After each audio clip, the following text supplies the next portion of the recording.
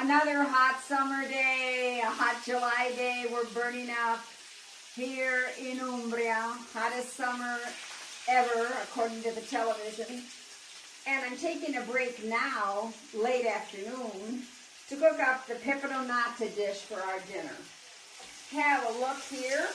These bell peppers have already blistered in our extra virgin olive oil.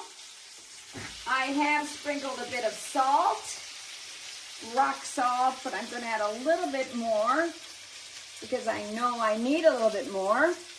Everything is by guessing. Our favorite annotation in Italian cooking is QB, quanto basta, as much as you need. And now what we're going to do is return all the peppers to the pan and douse them with about a cup QB of wine vinegar. And then we're going to let the wine vinegar cook down. And after it cooks down and the peppers have absorbed the wine vinegar, we'll add the tomato and simmer all. And actually, I think I'm going to add a bit of more vinegar later. In fact, I have some vinegar right here. Just going to get it. Let's see. Yes. A little bit more vinegar. This is actually apple cider vinegar rather than wine vinegar. But it doesn't matter. Okay. And after all the vinegar has been absorbed, we'll add the fresh tomato. Let's see, we'll turn up the heat here to make for quick absorbing here of the vinegar. Let's see. I'm going to get a hot pad. Hold on. It's right over here. Raising the heat for quick absorption of the wine vinegar.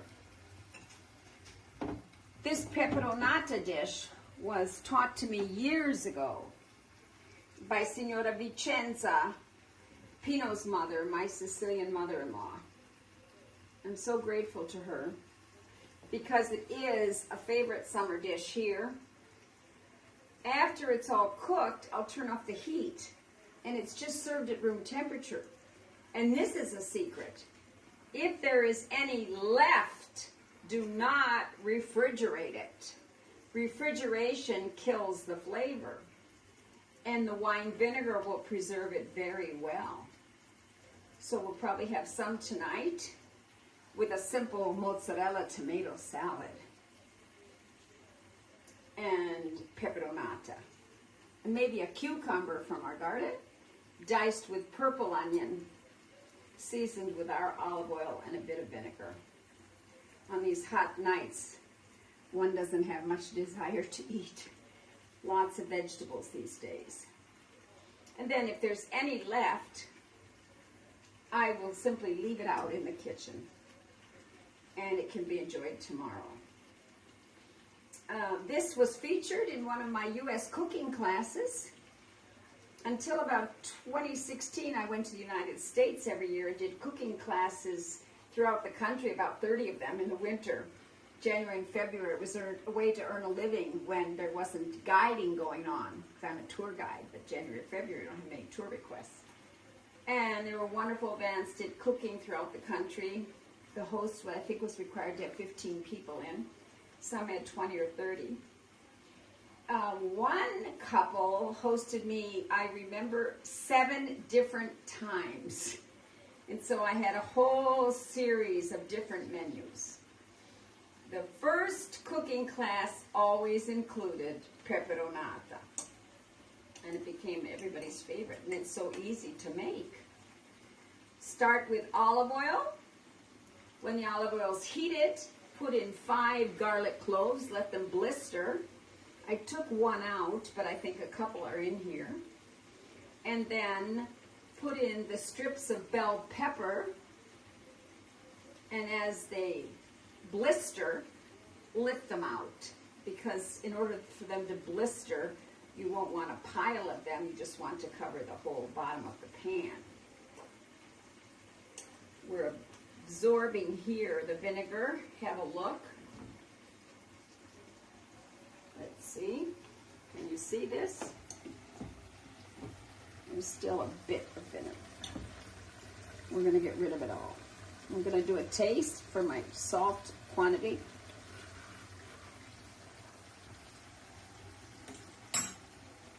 Almost. Almost. Because also, tomatoes are going to be added. Okay, now, actually, usually I would let the vinegar, more of it be absorbed, but I have quite a few tomatoes, so I'm going to put these in, and they too are going to be absorbing that.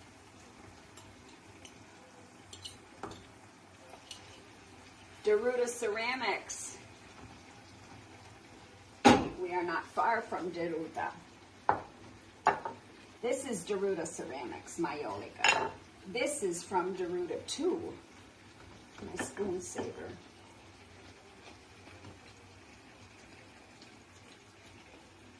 And the peperonata will be done when all the tomatoes have softened. So, very simple summer recipe. Olive oil, salt, extra virgin olive oil, bell peppers, and very ripe tomatoes. If you don't have very ripe tomatoes, and we have wonderful tomatoes here from our friend Aldo, who visited us from Milan, warmer up there. Our tomatoes are not yet ripe here in the Umbria Hills. And so I've used Aldo's very ripe tomatoes. If I don't have them this ripe, I'll use a can of peeled tomatoes. But it's important that the tomatoes are ripe. Okay, and this will cook until all the tomatoes are cooked. For this recipe, you can go on my blog. My website is annsitaly.com. Go on the blog, put in the search bar Peperonata, and you have the full recipe. In the meantime, I'll just say, cool off and buon appetito.